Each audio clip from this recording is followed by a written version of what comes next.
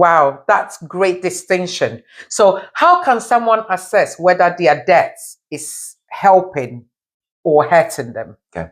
Before I answer that question, I think somebody might be thinking, Adam, you've talked about good debt. What about bad debt? Oh, So I think it's probably I could hear you.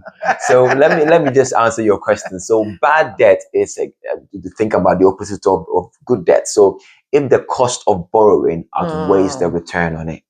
High interest credit cards is a bad debt, which will lead to spiral of debt, which is out of control.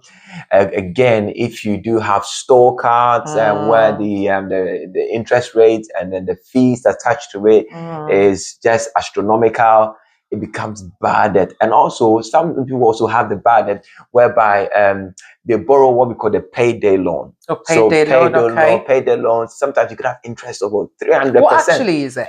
What's a payday loan? So payday loan is a very, very short-term loan where short-term financing. Let me use the word financing. Okay. Where people have a gap between the expenditure and also their income.